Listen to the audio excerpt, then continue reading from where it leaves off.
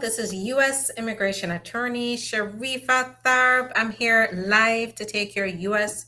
immigration related questions. Put your questions in the comments now so that I can answer your questions. I am just focusing on questions today. So put those questions in the comments. Now, if you want to get in touch in order to talk about your particular case and how we can help you, that's where you're going to go ahead, call the number on Facebook, Instagram, Facebook, YouTube, Twitch. You'll see the number going across the screen at the bottom and the ticker.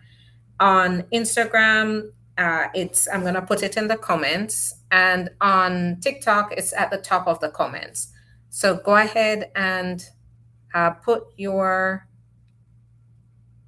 take down the number while you're also putting your question in the comments. So there it is. I'm under immigration lawyer Sharifa. Now for questions. What is going on with the diversity visa, and anyone around the world can apply? So I believe it's on pause right now. Do I know when the pause will be lifted? No, it's really indefinite, meaning we really don't know. Thanks so much for the love on TikTok. I appreciate it. But what I would say is don't sit and say, okay, I'm going to wait for the pause to be lifted before applying, because you might be actually missing a deadline that renders you, if you miss it, it renders you inadmissible. Domestic abuse is serious crime or a civil crime, can be both. Civil case. Domestic abuse is a crime. But of course, I can imagine there are ways to sue or to go through family court for situations with domestic abuse. If you're going for, by no means am I a family law attorney, but I can just tell you generally, if you're going for a protective order, that's usually done in the family court, or this is on the civil end. It's usually not criminal. How long it's taken for EAD? I applied in June 25, got receipt in March, and biometrics. Any idea how long for EAD? Go to uscis.gov, go to a case processing times link, and you'll see the timeline. And if your case has been pending longer than the timeline that they give, the range of time, go ahead and you can put in a case inquiry. Thank you so much for that. The well wishes. I appreciate it, Mountaintop 7, and same to you. Blessings to you as well. All right, put your questions in the comments. It's really quiet on Facebook and YouTube. Go ahead, put your questions in the comments so I can answer those questions. My SEAC is open to file the DS-260 form and upload my civil download. I am contemplating if I should hold till the pause is over. No, that's what I'm trying to tell you guys. Don't do that, okay? Keep going with your case. If you wait until the pause is over, you might miss a deadline. If you wait until the pause is over, NVC, which is processing your case now, may close your case because you failed to communicate with them. Move forward with your case. If they call you in for an interview, go to your interview, right? If they lift the pause, or when they lift the pause, they're going to then have an interview on record and just make a decision and send you your benefit. But if you don't apply or you don't proceed with your case, they could find that you abandoned your case, your lack of communication. You miss a deadline where you become ineligible for the benefit. So no, do not. While I'm not your attorney, I can't give you personalized legal advice. Generally, I would say do not take action. If they're telling you take action, they are the ones telling you to take action and do this. Follow through so that you make sure you're not missing a deadline that they can turn around and say you missed.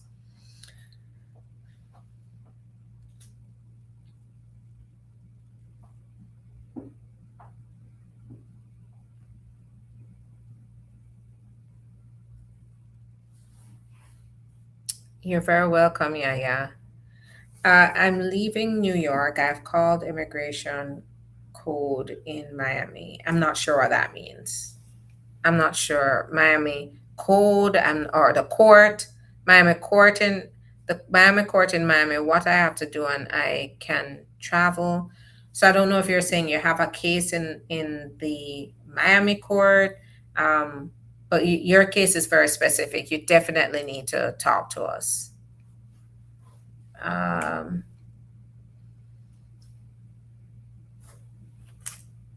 let's see, any other questions?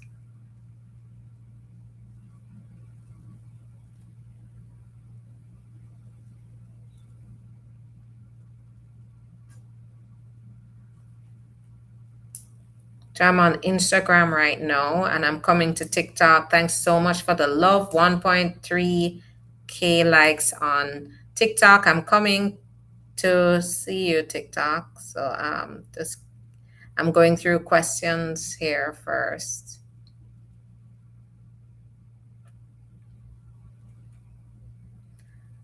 Thanks for the love. I appreciate it. Thanks, Instagram. I see the love. Thank you.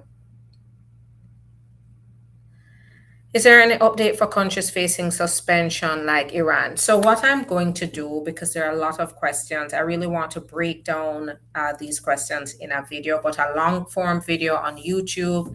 I also have a YouTube channel where the information there, I have long form videos. So, I'm going to do one there, just breaking it down. What's involved in the ban or suspension, who does it apply to, what kind of visas does it apply to in each country, what actions to take right now. I think that's very important based on all the questions that I'm seeing. So stay tuned for that. Stay tuned. I'm going to work on that this week. Is St. Lucia one of the countries on pause? I'd have to look at the list to see what if St. Lucia is on that list. You can look it up as well on the USCIS website. You should be able to find it too, but I'll have to check. All right. Is it safe to travel with advanced parole with VAWA approved to entry and close deportation? I'm not. I am not your attorney. I can't give personal. Even if I were your attorney, I can't give personalized legal advice online. Uh, but what I would say is closed deportation, they're reopening deportation proceedings. So you have to be careful about that. Even though the VAWA is approved, you want to make sure that you follow through all the way to get the permanent residence. So I would say be very conservative, be very careful with travel, especially with a past deportation case or process that was closed. You definitely want to make sure that you are careful with that. Should I scan the document or can I just take a picture of the document and then upload DS-260? And I don't know because the DS-260. So you have VAWA, but now we're talking about the NVC. So you want to make sure your documents are high quality documents. So you definitely want to scanning is going to be the best. I have seen the National Visa Center deny documents because it was poorly presented, the poor quality. So scanning a document is going to be the best option. Have they stopped accepting J1 waivers? No, but the denial rate has increased for sure. I see a judge asking USCIS to lift the pause. Okay, so I'd have to look at that. I'd have to look at that separately. And usually judges don't ask, they tell, they order. So there has to be a court order. Have they stopped? What's the cost for consultation after consideration? And if you can't help, do we get our money back? So the consultation is a valuable part of evaluating the process. You're getting actual legal advice. What we do is we carefully vet the cases to determine that we can help first. So what you can do is you can give us a call, and they will definitely um, do a more detailed analysis of your situation. And then from there, if you are going to talk to us in a consultation, then it's likely that we see a possibility. Then from there, we also can consider giving you credit. So the 250 goes towards your total case fee should we move forward. So give us a call, talk to us, and let's see how we can help you. I applied for asylum I-485 in 2023, and I'm still waiting. Yes, that's not out of the ordinary. Unfortunately, a lot of these cases are backed up. But check if you are outside of case processing times for the I-485. That's where you can do a case inquiry, and that may nudge them to move your case along. If they don't, you can do a case expedite based on being outside of case processing time. So those are two initial steps that you can take to get things moving along. Thanks so much for sharing the live. I appreciate it. Do you apply for work permit when filing the T visa? Yes. So we apply for the work permit, protection, and then, for example, in the past 2 weeks, our clients have gotten we've gotten so many work permits, and they're 4-year work permits while they wait for the final decision. Can my fiance put in for me, and how long does it take? If you have a US citizen fiance and you're outside of the country, yes. No, if you're a part of the banned countries, we'd have to look at to see what exactly they're banning, because some visas are banned, some are not. But yes, your US citizen fiance can sponsor you if you're outside of US. If you're in the US, you have to be married. What does it mean your case is pending adjudication after completing interview? So it's still pending. It just means it's still under review. Great. Thanks so much for the love. I appreciate it. That's great on TikTok. Keep it coming. 7K likes. Thank you for that. What if you have had children with EBT in the past or even insurance? Will I get denied the green card? So keep in mind that they're not looking at the US citizens who received benefits. So, for example, if your children receive the benefits and you are just managing it, it's not necessarily in your name, it's for your children. So, you personally didn't take public benefits, your children got the public benefits. So, there's a difference. If you have US citizen children, then and they were qualified for it, then that's your children that received it, not you. So it's very important that you understand the differences so that you don't disclose incorrect information about you receiving public benefits, because that's where it can be a problem.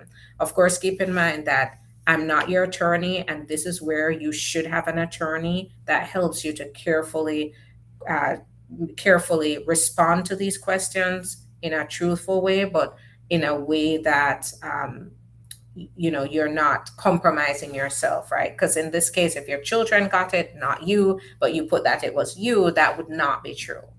um, so it just goes to show how much detail has to go into this. uh,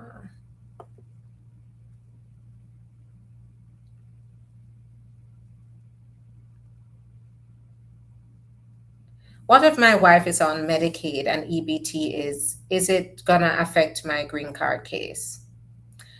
That's a great question. No, not directly. Your spouse as a US citizen, it qualifies for that. They're not looking at the US citizen in the process, they're looking at the immigrant spouse.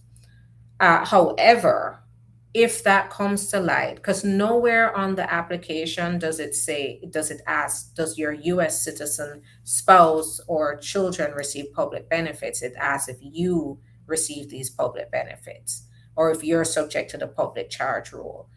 Now, if it does come up that the spouse is on Medicaid or EBT, then I can guarantee the officer is definitely going to scrutinize the application more carefully to determine that that affidavit of support that's completed by your spouse is actually approvable, because that's where the concern would be, is if your spouse is receiving public benefits, then do they really qualify to be approved for the affidavit of support? Because remember, every spouse, every sponsor, petitioner has to submit an affidavit of support saying that they can support their relative over the next 10 years or until they become a US citizen. And so in this case, they're going to look at pay stubs, they're going to look at assets, they're going to look at tax returns to make sure that they are in fact approvable for the benefit. The other part about this that's unnerving is that the officers now have the discretion to look at a wide range of facts and circumstances to determine whether you may be subject to the public charge rule. And once again, that's where they may, if it comes up that the U.S. citizen spouse was on Medicaid or EBT, that's where they may now start to scrutinize the affidavit of support to make sure that the spouse can truly meet those requirements.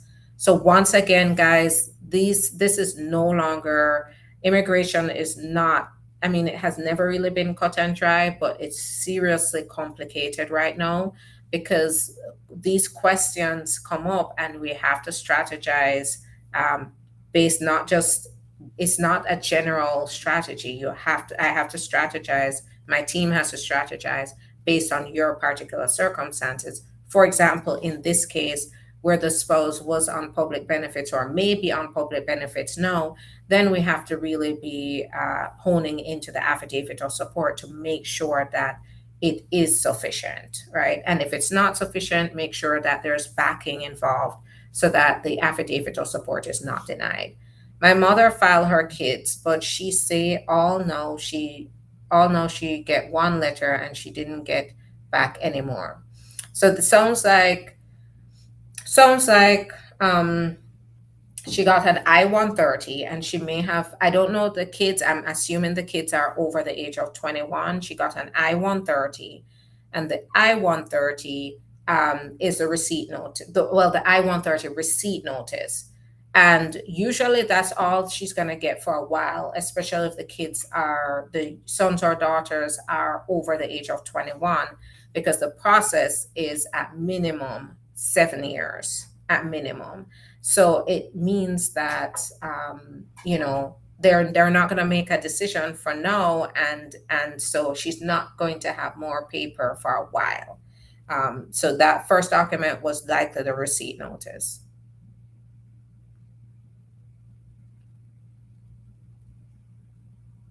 Thanks for being a long time watcher, Miss St. Elizabeth. Thank you.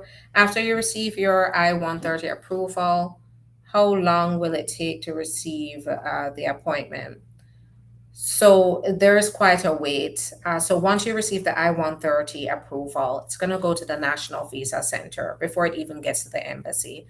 The National Visa Center is going to go ahead and open up the portal. If your priority date is current, they're going to open up the portal and then they're going to go ahead and send you an invoice for both the affidavit of support and the DS-260. Once you make payment on those, then they open up everything for you to upload required documents to them.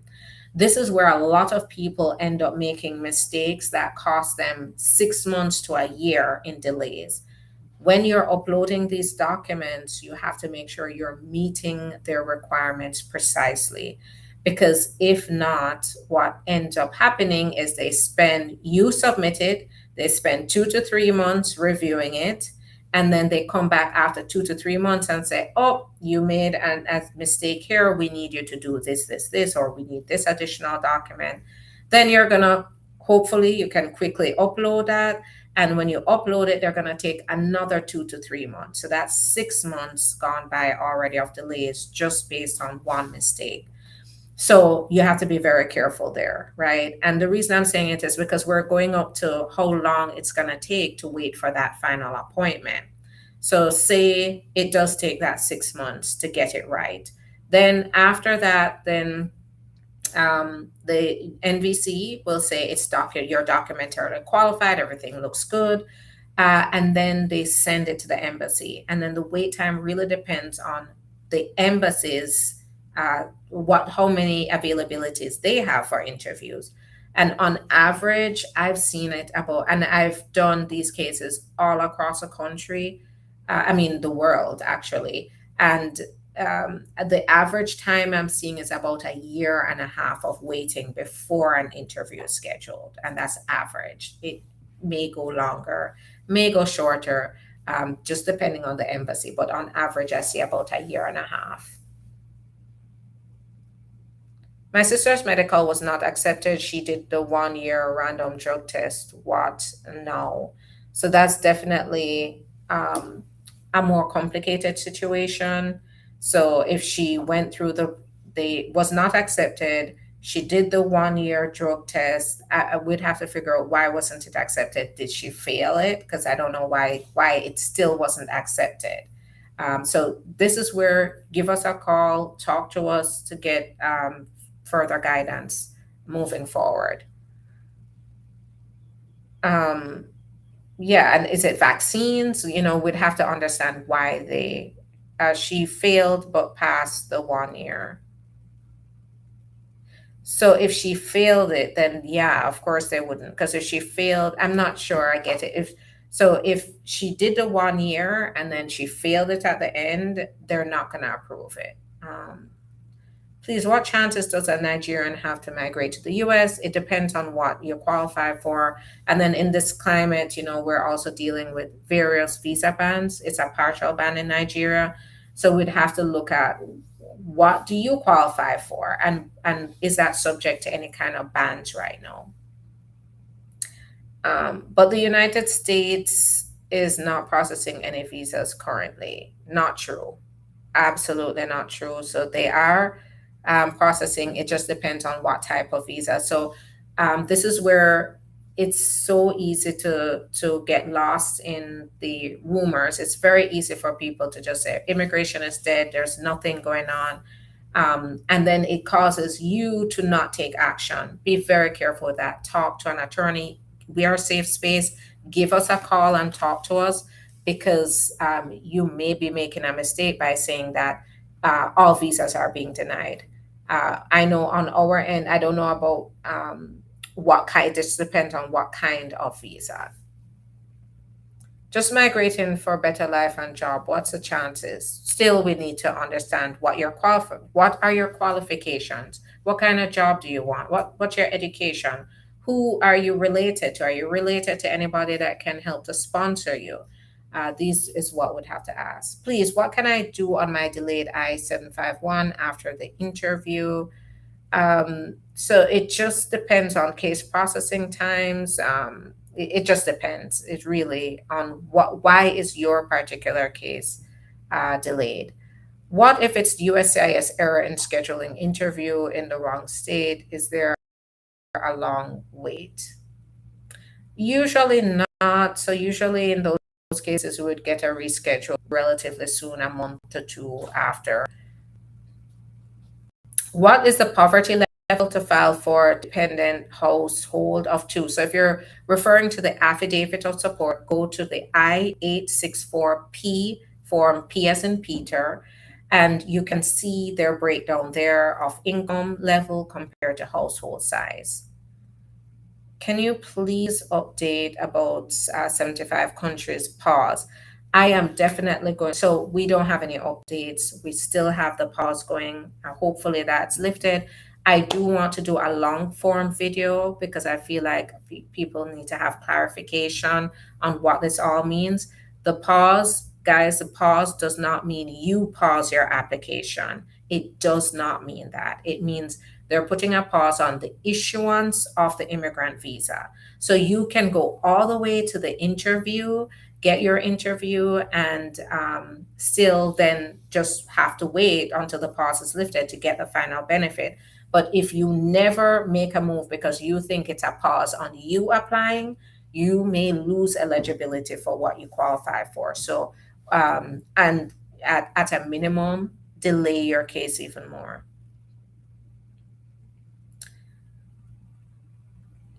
Would T status approved need a sponsor when doing AOS? Nope, nope. It's self-sponsored. So once you have the T status, you move forward with adjustment of status on your own, and this does not even require an affidavit of support. So that's the thing is with the public charge rule right now.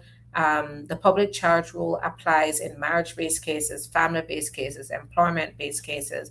It does not apply in asylum adjustment of status, adjustment of status, U adjustment of status, VAWA adjustment of status.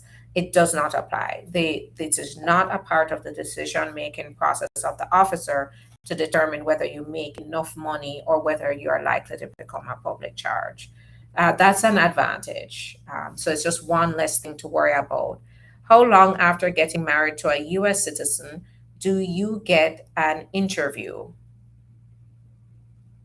So we're seeing interviews being scheduled very quickly. It does not mean that that's going to happen with your case, but we are seeing interviews being scheduled between 2 to 3 months, even before a work permit is issued. Now, a lot of people are concerned and they'll be like, is that a red flag? Right now, their focus is fraud screening.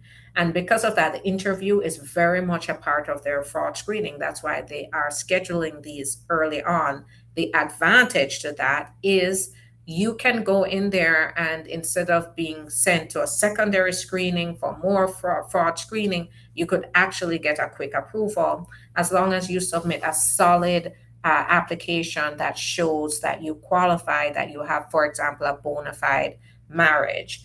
But this is where it's important to have legal counsel that can help you to do exactly that. And also, do not just go file things for filing's sake, because that can actually make that interview process very unpleasant and then the wait afterwards very unpleasant. How long after getting married to a US citizen? Okay, so I answered that. Okay, so the initial drug test failed marijuana. Then she did the 1 year random drug test and passed. What's next? So if that's the case and she passed and that's the only issue, then she should be issued that immigrant visa. I don't know if she's in Jamaica, may have to contend with the pause as well. But even after the pause is lifted, as long as she passed that test and passed the medical, the final medical, it should be fine for approval after that. Interview now past 450 days, still saying actively reviewing. Is that okay? Um, yes, just because the processing times are, I believe it's like 4 years now for adjustment of status. Not all cases go for 4 years, but it's still a long time. What you can do is look at your case processing times, look at your processing time, and then compare it to USCIS's. If it's over what USCIS's is, then you can put in a case inquiry and then put in for them to push your case through based on the fact that you're over processing times. After your affidavit of support has been, so let me see. I lost it and it looked like it was like, okay. After your affidavit of support has been submitted, how longer do one wait for the interview date? So if you're outside of the country, on average, I've seen about a year and a half. How many photos do you recommend me to print out for my marriage case and what size should it be? So 4 by 6 is a good size. Carry a little album. So what we usually do, or our clients usually do, is they buy a little album and they put those pictures in. And I don't have a specific number for you, but what I would say is when it comes to photos, the officer, and usually, by the way, the photos usually come towards the end of the interview. The officers usually ask more pressing questions first, and then at the end, they'll get to the photos. But the officers are looking for a genuine, uh, bona fide marriage, and that is reflected in the photos. So what they're seeing is, do you have multiple photos over a period of time? So how do they know that? They'll be looking at seasons. So you take pictures in different seasons, different holidays, different times, take with different people, right? Your friends and family, so that the officer can see that you are putting yourselves out there to the public as a married couple. Also, um, the photos should show a span of time. If you've been together for many years and you want to make that clear, you'd show your older pictures going up to the newer pictures. Show, of course, the wedding photos, but I would say this: if you present your photos in the wrong way, you can actually red flag yourself. So, for example, starting out, for example, when I say ask my clients to provide me pictures, I would just get the wedding photos, right? Because naturally, that's the special day. The clients think that that's enough, and I'll have to go back and say no, we need more than just the wedding photos. And some, by the way, some of the wedding photos are like you're in the park and you're only in the park and it's only the two of you, and some of the photos are selfies. That's a red flag, right? The officer wants to see that over the span of time you take pictures at different times and places, at different seasons, different holidays, different people, different family members, different events, special events. That is what tells a story about your relationship, your marriage, and whether it's real. 17.3K likes. Thank you so much. Do green card renewals require in person interviews? Not usually. It requires a biometrics, but not an interview. Um, Pakistan is on the banned list. Is that for the K1 visa? So I'll have to look to see if it's a fully banned, partial banned, and what visas. I'd have to check that. I don't have that on memory. I want to change status from F1 to E2. Is it possible? Yes, as long as you qualify.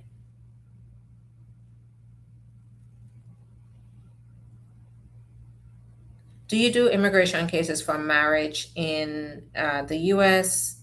Yes, exact. Yes, I do. Absolutely. We do in all 50 states and around the globe. So if you're here in the US, no matter where you are, we can help you. I had interview February 4th. Still, it's showing interview has been scheduled. Sometimes it takes a while for them to update it. Sometimes they don't update it. What can I do on my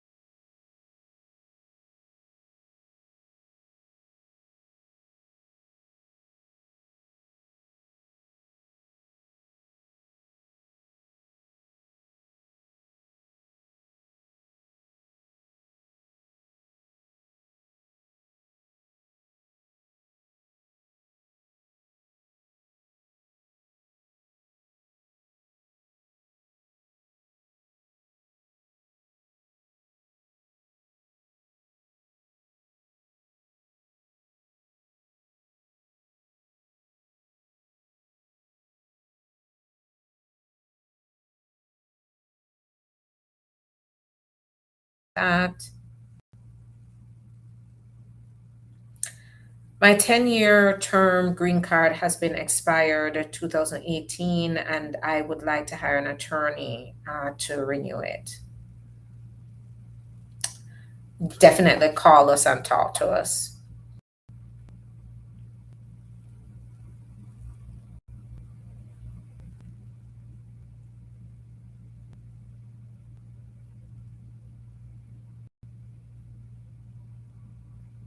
All right. Can you please repeat? I had an interview on February 4th. Still, it's showing interview has been scheduled. Yes, so sometimes that happens. Um, all right. Thanks, guys, so much for your time. I will be back tomorrow. So all you have to do is follow and or like a video so that when I do come on, I'll show up on your For You page and you can log in and ask your questions. But remember, when if, if you are intent and serious about getting to your goal in immigration, the best way you're going to do it is by taking action. The first step, call us, talk to us about your situation so that we can come up with the right strategy to move forward in your case. So give us a call now. Staff is waiting to answer the calls. Get your schedule, get you on my schedule. My schedule is filling up. So get on it, guys, so I can help you because that's the mission here. All right. Have a good one. And thanks so much for the love. 19.5K likes. Thanks so much for that, guys. I'll see you tomorrow. Bye bye.